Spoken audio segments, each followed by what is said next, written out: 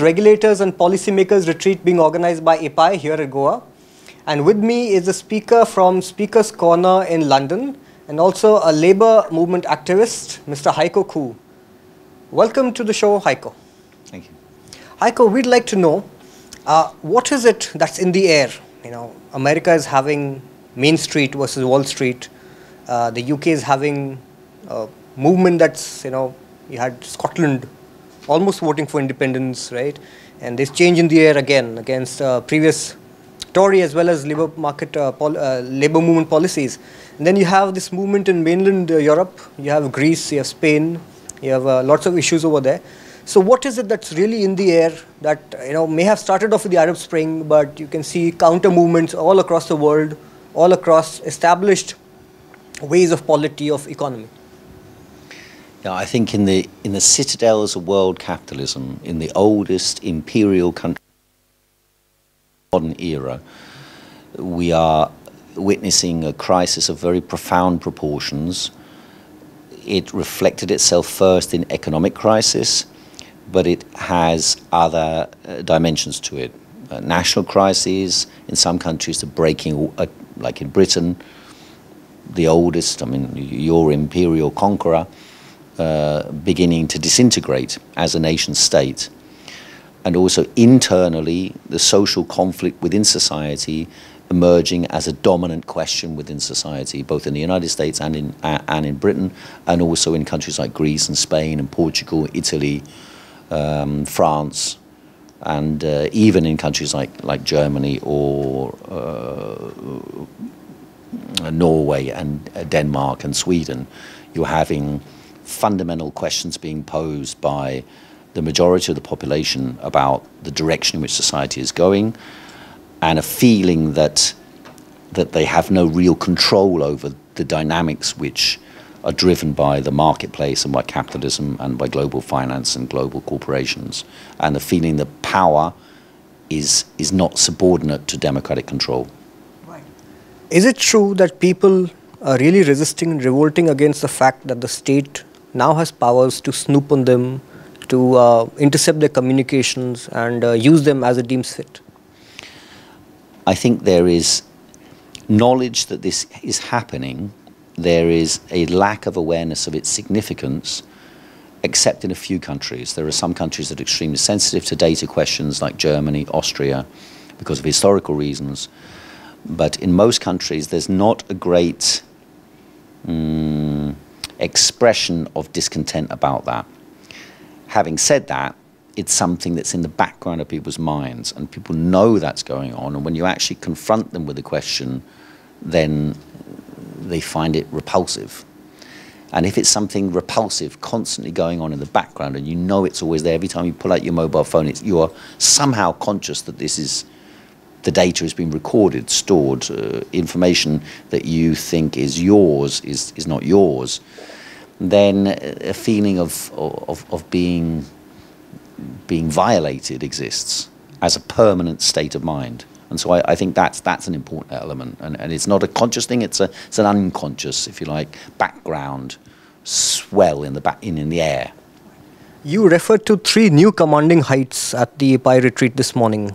Tell us more about them. Well, actually, it was Gordon Brown, the former leader of the Labour Party, who was attacking Jeremy Corbyn's campaign, arguing that his image of the commanding heights is wrong, that the old industries are no longer relevant, and that the decisive industries or the decisive sectors of the economy are communications, information and finance. And I think there's some validity to the idea that these elements are decisive levers of global economic power today, and that mechanisms have to be worked out to take control of them and utilize those resources for the benefit of the general population. With the crisis playing out in Greece, what do you think should be the solution to a problem like this? I think the whole of Europe needs to be transformed into you mentioned Main Street versus Wall Street, into policies that serve the needs of the people. So housing, healthcare, education, improvement in people's living standards, reduction in the working week.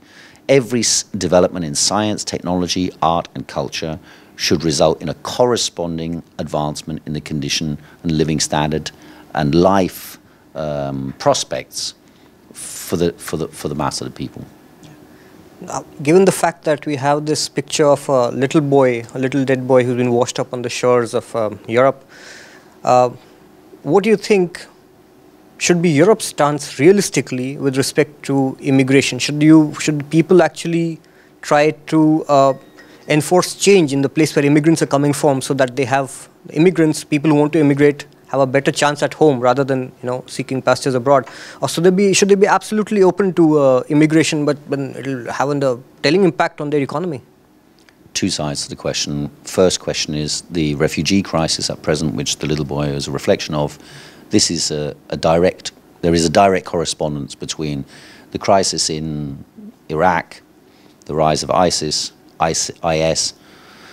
the emergence of opposition to imperialist interventions in the Middle East and Iraq and Syria, which led to the crisis in Syria and led to the present refugee crisis that we're talking about. The other question is the global migration crisis, which is a question about global economic power. Again, it comes back to the same question: commanding heights, world direction of economic power. The nation states are no longer sufficiently capable of dealing with issues that are now global, and these global issues require global resolutions. And that's why, if you do look around the world and see the way in which discontent is manifesting itself and reflecting very, very similar concerns, then you begin to work out that there are solutions which can be developed globally. There isn't a solution by raising borders. There isn't a solution even by quoting. You can have temporary solutions, but it's not a solution. The only solution is to have improvements in the condition of the people everywhere on the planet.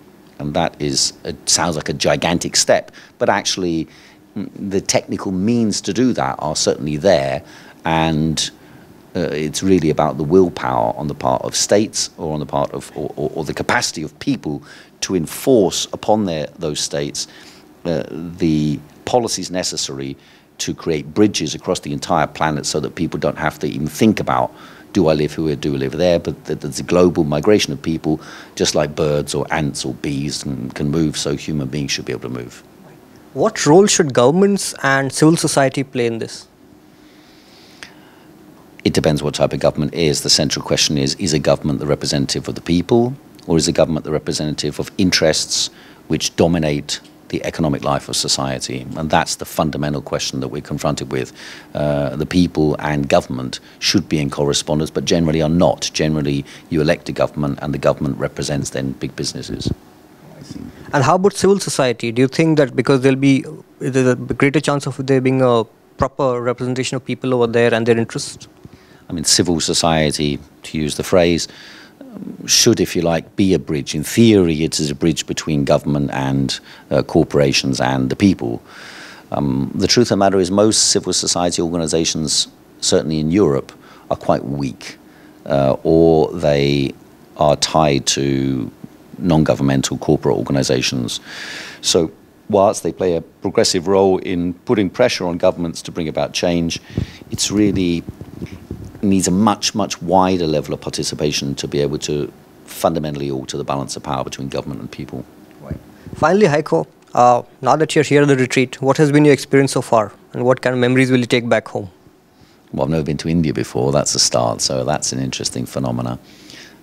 Strikes me as a land, the little I've seen, as a land of enormous contrasts. I think the intellectual level is quite advanced. The discussions are quite sophisticated, more sophisticated than a lot of discussions in Britain at that type of level that I've had any contact with. Otherwise, I don't know. Yeah. And how about this conference?